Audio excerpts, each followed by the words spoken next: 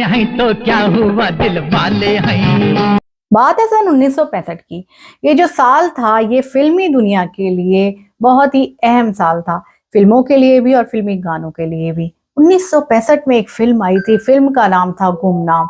और ये जो गुमनाम फिल्म थी ये बड़ी मजेदार सी फिल्म थी और एक ये मर्डर मिस्ट्री थी जिसमें तरह तरह के गाने भी थे, संगीत भी था और एक बहुत ही खूबसूरत सी कहानी भी थी जिसमें एक मर्डर मिस्ट्री को सॉल्व करते हुए दिखाया गया था। पूरी फिल्म में एक अजीब सा सस्पेंस था, देखते ही देखते लोग अचानक अपनी सीट पर उछल पड़ते थे।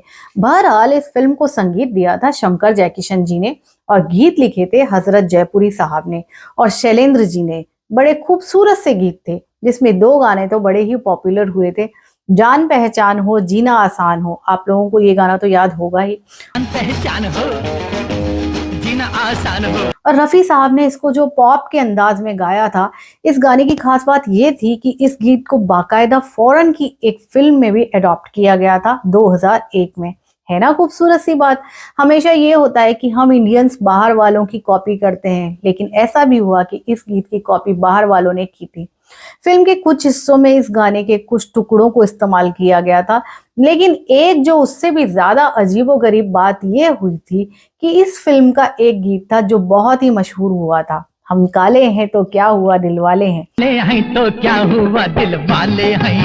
ये गाना तो अब तक आप लोगों को याद होगा ना, क्योंकि इस गीत में महमूद साहब ने वो लुंगी पहनकर हैदराबादी स्टाइल में इस गाने को जो अपने कॉमेडियन अंदाज में अदा किया था, ये गाना बिल्कुल अमर सा हो गया था। यहाँ तक कि ये गाना इतना पॉपुलर हुआ कि बाद में इस गाने का इंग्लिश वर्जन भी रिकॉर्ड किया गया था। ये कहानी कुछ इस तरह से बनती है कि ये गाना तो बड़ा पॉपुलर हुआ, गाने के जब रिकॉर्ड्स आए मार्केट में तब वो भी बहुत पॉपुलर हुए, लेकिन उस वक्त एक पहाड़ टूट पड़ा जब इस गाने पर किसी साहब ने मुकदमा दायर कर दिया। गुजरात में रहने वाले एक अब्दुल नाम के आदमी ने इस गीत के ऊपर मुकदमा दायर कर दिया। यहाँ तक कि इस गीत के जो शुरुआती बोल हैं वो मुस्लिम सेंटिमेंट्स को हर्ट करते हैं। भला बताइए साहब कि एक फिल्मी गाना जो एक कॉमेडी के अंदाज में लिखा गया, उसका इस्लाम से क्या ताल्लुक और मजहब से क्या ताल्लुक। लेकिन अब इसमें क्या किया जाए कि कुछ लोगों को हर चीज में एक वजह तलाशनी होती है।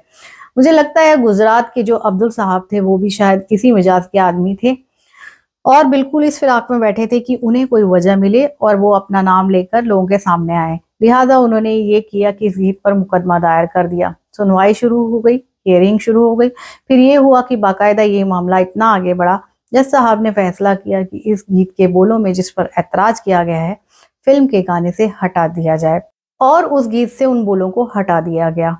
फिर उसके बाद इस गीत को पब्लिक में लाया गया। जब ये गीत पब्लिश हुआ तो ये जो मुकदमा दायर किया गया था या अब्दुल साहब ने जो ऐतराज किया था, इसका इस गीत पर कोई असर नहीं पड़ा, क्योंकि रफ़ी साहब की आवाज़ और महमूद साहब की अदायगी और जिस ढंग से इस गीत को फिल्माया गया था तो इसकी शोहरत बिल्कुल अपनी जगह पर वही बनी रही। और आज तक भी जब भी ये गीत बजता है या टीवी पर हम इसको देखते हैं या फिल्म में हम देखते हैं तो अपनी हंसी नहीं रोक पाते, क्योंकि इसमें मोहम्मद रफ़ी साहब का जो गायकी का अंदाज था, हम काले हैं तो क्या हुआ दिल वाले हैं, जिस अंदाज में जिस वॉइस में उन्होंने इस गीत को गाया था, और साथ ही में हमारे महमूद भाईजान, उनका तो क्या कहना।